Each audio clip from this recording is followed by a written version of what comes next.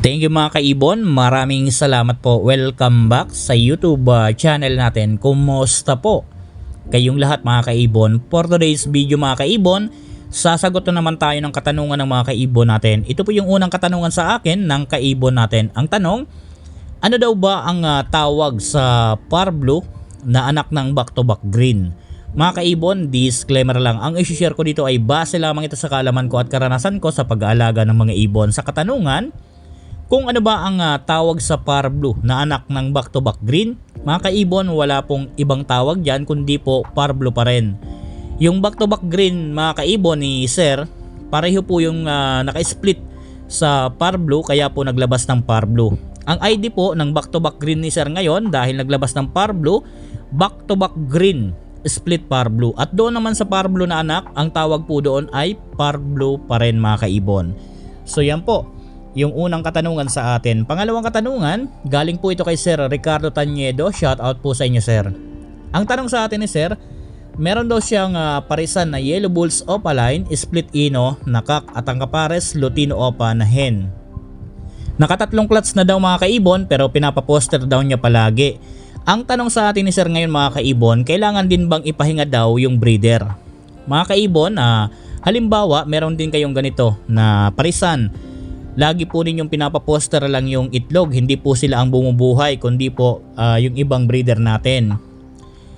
Pwede po ito ipahinga. Kagaya po nito, tatlong clutch na, kailangan ipahinga din natin yan dahil po hirap din po sila kapag nangingitlog.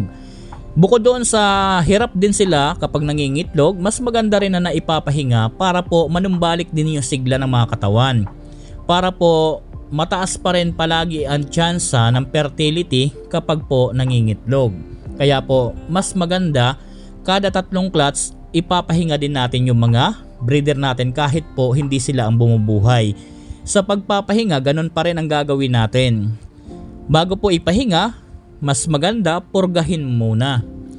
Tapos kapag tapos na pong ipahinga, bago natin sila isalang, mas maganda purgahin uli natin para po mawala yung mga toxic sa katawan para po mataas pa rin ang tsansa ng fertility ng mga magiging itlog. Sa ganito na hindi naman sila yung bumubuhay, mas maganda siguro mga 2 weeks pwede na yan i-breed uli dahil hindi naman sila bumubuhay ng mga inakay, or kaya naman mas maganda 3 weeks mga ganyan para talagang mataas pa rin yung tsansa ng fertility palagi ng mga itlog nila at yung lifespan ng alaga natin talagang medyo humaba. So yan po ang pinaka-importante dyan. So yan po ang pangalawang katanungan sa atin. Pangatlong katanungan sa atin mga kaibon, saan daw ba magandang ipares yung pied? Yung pied mga kaibon, maganda pong ipares yan sa mga solid color. Huwag nyo na pong ipares yan sa mga pied din para po yung anak hindi po lahat puro pied. Mas maganda ipares mo yan sa solid color para po mag-anak ng pied, mag-aanak din po ng solid color mga kaibon. So yan po yung pangatlong katanungan.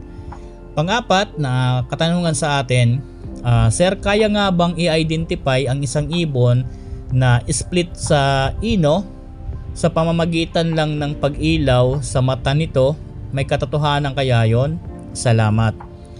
Mga kaibon, doon sa mga meron dugong ino, makikitaan mo lang sila ng reflect kapag inilawan mo yung mata nila na parang meron din silang kulay pula dyan. Sa mga ibon lang yon na kagaya po ng Yellow Bulls, itong mga White Bulls at itong mga Desino.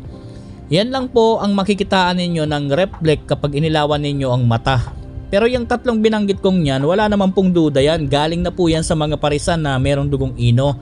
Kaya po naglalabas sila ng ganyang klase dahil po meron dugong ino yung kapares niyan, or kaya naman parehong merong naka-split sa ino yung parisan, kaya po naglabas ng ganyan at naglabas din po ng visual. So doon sa mga nabanggit ko kagaya ng Yellow Bulls, Desino, itong White Bulls, lahat na po yan, nanggaling na po yan sa mga parisan merong dugong ino. Hindi na po kayo magtataka dyan. Kung meron kayong parisan na naglalabas ng ganyan tapos di naglalabas ng visual, isa po sa parisan po ninyo ang meron pong dugong ino. Yung dugong inong yon, kapag nilabas niya yung Yellow Bulls or kaya naman White Bulls, kunin nyo na po yan at i-separate po ninyo dahil yan na po ang nakargahan ng dugong ino ng parisampo na merong isa na merong dugong ino. Dito po natin makikitaan na kapag inilawan, merong reflect na kulay pula sa mata sa tatlong ito, yellow bulls, ito pong Decino, ito pong white bulls. Pero yung ibang kulay kagaya po ng green, solid color kagaya ng green, blue, par blue, hindi po natin makikitaan yan sa mata, sa parent na po tayo yan magbabase. So yan po yung katanungan sa atin. Panghuling katanungan sa atin mga kaibon, ilang buwan daw ba bago iwalay ang mga inakay? At ilang buwan daw ba bago ilipat sa flight cage pagkatapos sa nursery cage? Mga kaibon, marami nagtatanong sa akin ito. Kung ilang buwan iwalay yung mga inakay doon sa parent. Mga kaibon, hindi na natin ibabase kung ilang days or ilang buwan. Kadalasan kasi yan mga kaibon sa pagwawalay ng mga inakay, basta po nakita po ninyo yung mga inakay na puro po nagsisids na.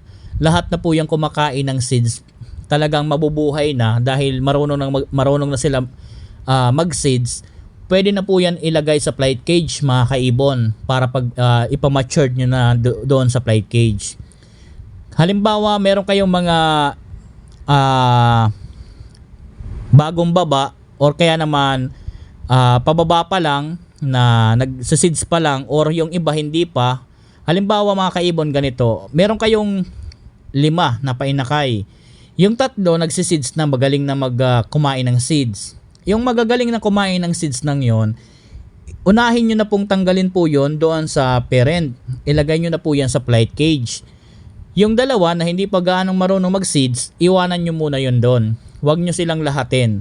Kapag marunong na at magaling na rin yun mag-seeds, pwede nyo nang isunod yan doon. So basta po nagsiseeds na, magaling na kumain, pwede na po yan iwalay at ilagay po sa flight cage mga kaibon. Mabubuhay na po yan. Lalo kung yung mga kasabay niya ganon din, yung mga edad, bagong lipat sa flight cage, talagang sasabay na yan doon tumuka ng mga seeds.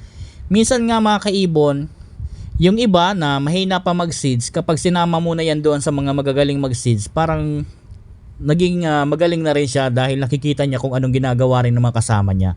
So yan po, basta po magaling na magkumain ng seeds, pwede na pong ilipat yan sa flight cage at iwalay.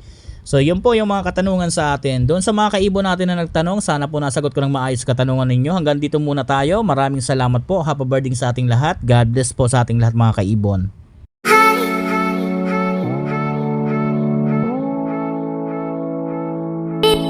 Hi.